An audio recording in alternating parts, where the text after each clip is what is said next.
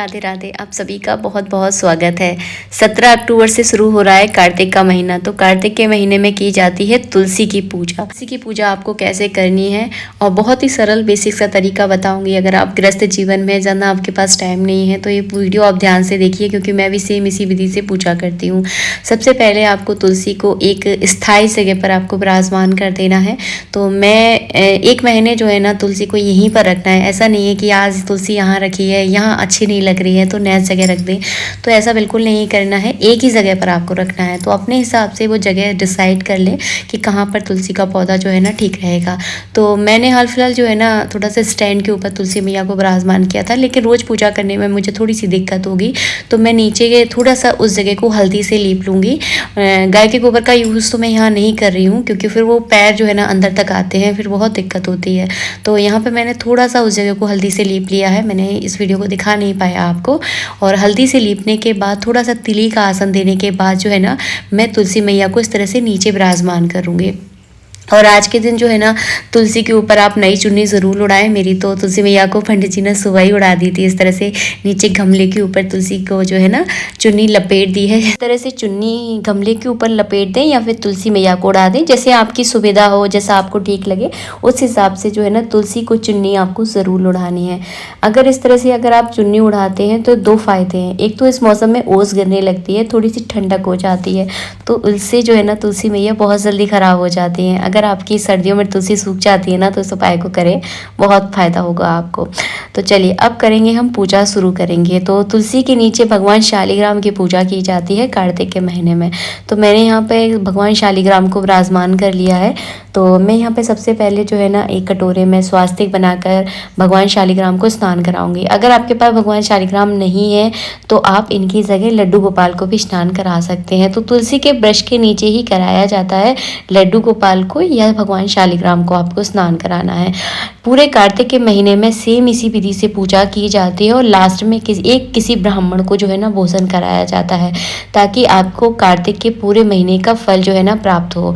अगर कार्तिक में रोज आप इस तरह से पूजा करते हैं तो भगवान विष्णु और लक्ष्मी की कृपा आपके ऊपर होती है और इससे आपके घर में खूब बरकत होती है। अगर आपका कोई व्यापार है, व्यवसाय है जो कि अगर थोड़े बहुत घाटे में चल रहा है तो उससे जो है ना बहुत फ़ायदा होता है। कार्तिक का महीना बहुत शुभ महीना माना जाता है।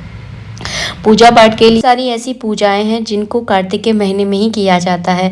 तो हम गृहस्थी वाले ज़्यादा कुछ तो कर नहीं पाते, लेकिन अगर रोज़ तुलसी की पूजा अगर लड्डू गोपाल को नीचे बिठाल कर अगर इस तरह से तुलसी के ब्रश के नीचे अगर करते हैं तो हमारे लिए बहुत ज़्यादा फ़ायदेमंद है।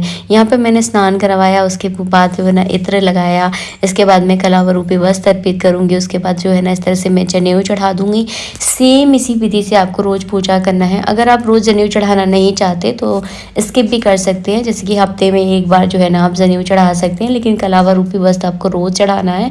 उसके बाद जो है ना इस तरह से चंदन का तिलक लगाना है। अगर आप खेतरी बोना चाहते हैं तो वो भी बो सकते हैं, लेकिन उसके थोड़े से नियम अलग हो जाते हैं। उसमें आपको व्रत करना ज़रूरी हो जाता है। बहुत सारे लोग रोज़ व्रत नहीं कर पाते हैं, कुछ लोगों के शरीर में सामर्थ्य नहीं होता, घर के बहुत सारे काम हो जाते हैं। अगर आप खेतरी बो रहे हैं तो आपको व्रत करना अनिवार्य है। अगर आप अब व्रत नहीं करना चाहते, केवल इस बुद्धि से पूजा करना चाहते हैं तो पूजा आप कर सकते हैं। अगर आप खेतरी बोते हैं तो व्रत करना बहुत ज़्यादा अनिवार्य हो जाता है। खेतरी कैसे बोई जाती है? सेम जैसे जवारे बोए जाते हैं सेम वे उसी तरह से आपको खेतरी बोनी है। तुलसी के पास में ही खेतरी बोई जाती है और रोज़ जो है ना रोली चावल से उस खेतरी का पूजन किया जाता है।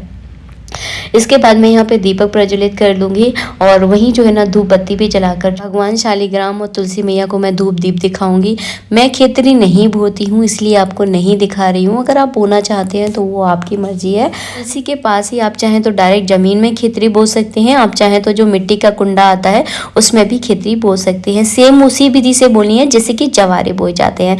जवारे बोने की विधि देखी है आपने ना, सेम उसी विधि से बोनी है।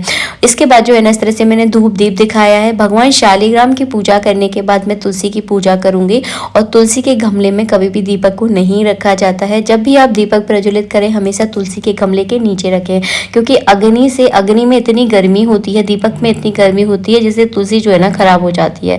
यहाँ पे मैंने तुलसी में थोड़ा सा जल दिया है और जल देने के बाद जो है इस तरह से मैं रोली का टीका कर दूंगी, कलावा रूपी वस्त्र अर्पित कर दूंगी। चावल आपको नहीं चढ़ाने हैं, तिली का प्रयोग करना है। सफ़ेद तिल चढ़ाए जाते हैं। अगर आपके घर में किसी प्रकार का पितृ दोष है, आप बहुत ज़्यादा परेशान हैं, तो भगवान शालिग्राम पर आप काले तिल चढ़ाइए। और काले तिल अगर आप चढ़ा रहे हैं तो महिलाएं ना चढ़ाएं, उन्हें पुरुष के द्वारा ही चढ़ाए जाते हैं काले तिल। तो अपने पति से या अपने बेटे से जो है ना, अपने बेटे के हाथ से आप काले तिल भगवान शालिग्राम पर आप चढ़ाएं, क्योंकि पितरों की पूजा के लिए भी कार्तिक का महीना बहुत अच्छा माना जाता है।